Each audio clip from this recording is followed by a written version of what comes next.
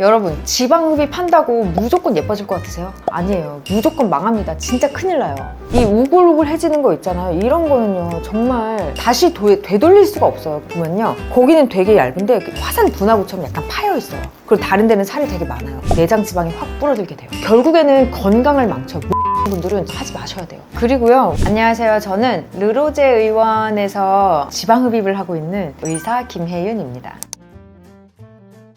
저 지방 흡입 10년 가까이 하고 있어요. 재밌습니다. 되게 재밌어요. 당연히 있죠. 지금도 받고 싶어요. 왜냐면 저는 다이어트가 그냥 일상이거든요. 안 하면 안 되잖아요, 제 직업상. 지금 되게 만족스러운 몸인데도 불구하고 저는 팔뚝이 조금 있어요. 그래서 이렇게 사진을 찍으면 여기가 이렇게 후덕해 보이거든요. 그래서 이 라인은 저도 좀 다듬고 싶을 때가 되게 많죠.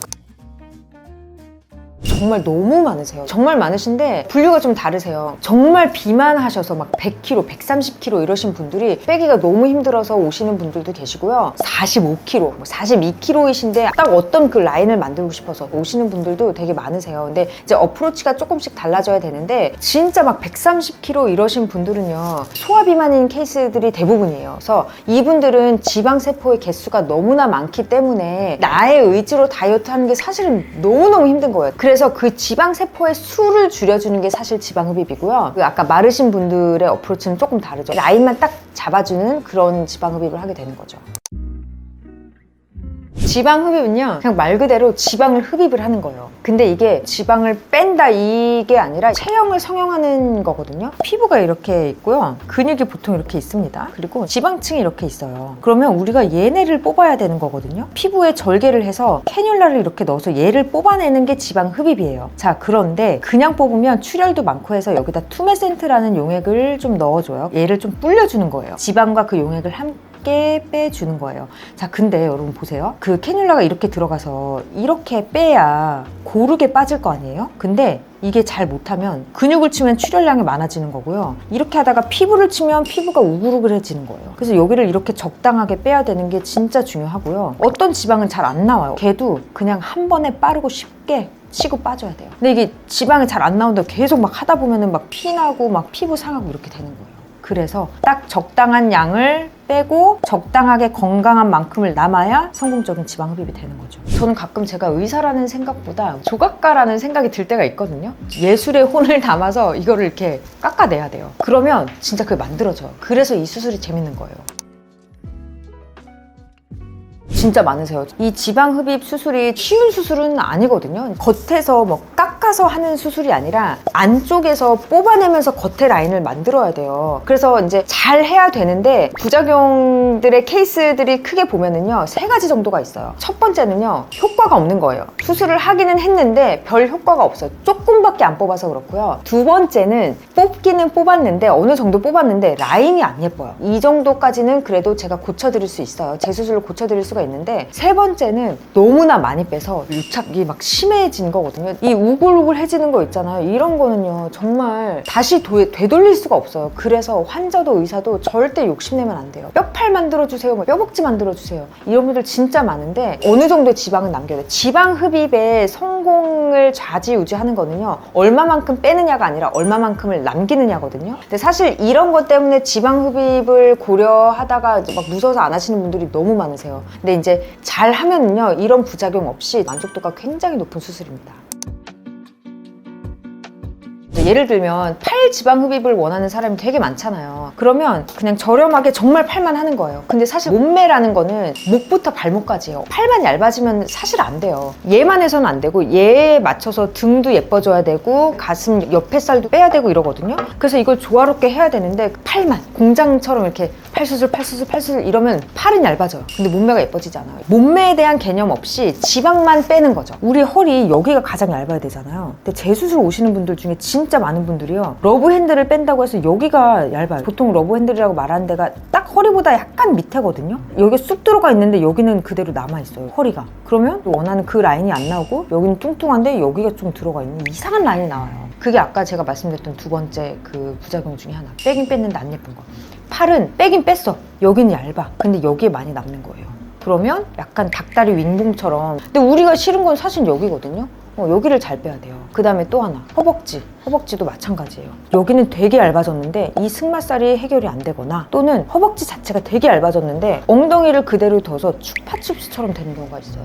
그래서 허벅지랑 엉덩이도 조화롭게 예쁘게 해야 돼요. 미적 감각이 굉장히 필요해요. 하복부만 이렇게 지방 흡입하셔서 5년, 10년 뒤에 오시는 분들 되게 많거든요. 보면요, 거기는 되게 얇은데 화산 분화구처럼 약간 파여 있어요. 그리고 다른 데는 살이 되게 많아요. 그러니까 아랫배에 살은 없는데 몸매가 안 예쁜 거예요. 그러니까 중요한 거는 몸매가 예뻐져야 돼요. 그게 지방 흡입을 하는 이유인 거예요.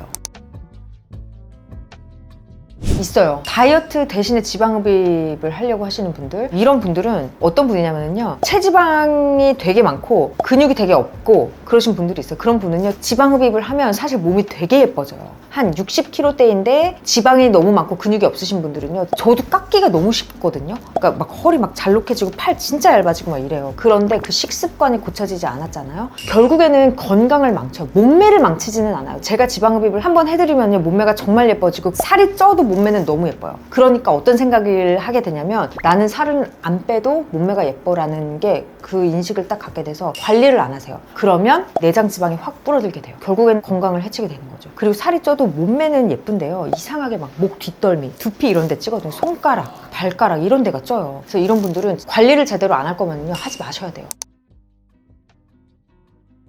내가 진짜 열심히 노력하고 운동하고 막 인바디 봤는데도 훌륭해? 근데 정말 빠지지 않는 어떤 그 살들이 있다? 그런 분들은 진짜 추천하죠. 굉장히 많아요. 그러니까 뭐 연예계 쪽에서도 진짜 많이 오시고, 그 다음에 정말 마르고 근육도 어느 정도 있는데 골반이 작아, 타고나기를. 골반이 작으신 분들은 다 모아다가 그 골반에 이식을 해서 그 체형 자체를 변화를 시켜드리죠. 그리고 고도비만이신 분들이 너무 살 빼기가 힘들 때는 처음에 이제 지방 흡입으로 스타트를 끊을 수가 있는 거죠.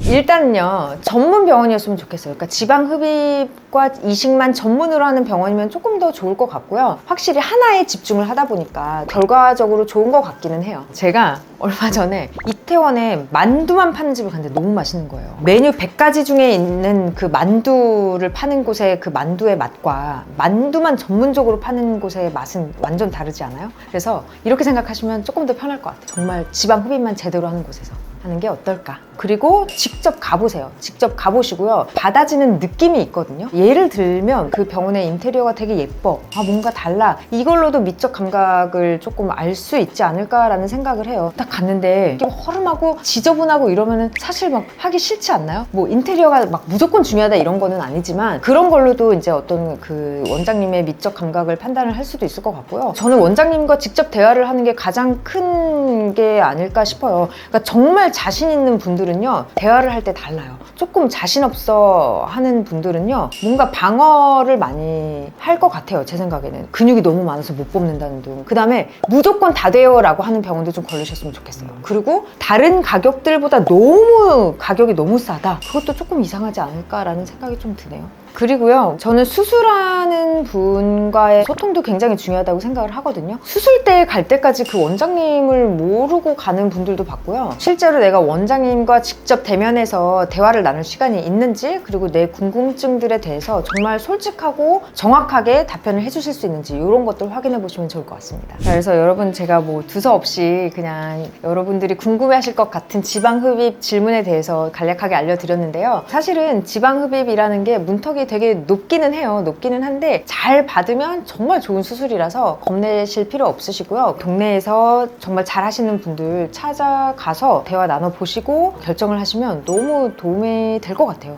실제로 많이 예뻐져요. 그럼 기분도 되게 좋아지거든요. 제가 환자분들한테 진짜 많이 말씀드리는 건데, 예뻐야 돼요. 이게 예쁘라는 게 막 성형하고 치장하고 이래서 예쁘라는 게 아니라, 일단은 살이 찌면 되게 우울하거든요. 옷도 잘 안 맞고. 그러면 자존감이 떨어지고 당당함을 잃어요. 사실 당당하면 그냥 그 사람 자체가 예뻐 보이거든요. 그래서 모든 여자는 저는 예쁘고 당당해야 된다고 생각을 해요. 여러분, 지방흡입 수술 안 받더라도 제가 알려드린 이런 운동하고 이런 것만으로도 기분 되게 좋아질 수 있고요, 자신감 생길 수 있고 당당해질 수 있습니다. 여러분, 오늘부터 바뀌면 돼요. 할 수 있습니다. 여러분들 궁금하신 게 있으시면은요, 더보기란이랑 고정 댓글 확인해서 링크 들어오셔서 보시고요. 진짜 궁금하다 그럼 나와셔서 저한테 물어보시면 제가 또 답변 해드릴게요. 그리고 주변에 좋은 병원들이 있으니까 가셔서 질문 많이 해보시고 걱정도 해보시고 고민도 해보시고 답도 얻으시기를 바라겠습니다. 오늘 영상이 도움이 되셨다면 구독과 좋아요 부탁드릴게요. 다음엔 더 유용한 정보로 찾아뵙겠습니다. 여러분 오늘도 당당하게 Love yourself, love your body. 다음에 또 뵙겠습니다. 빠이.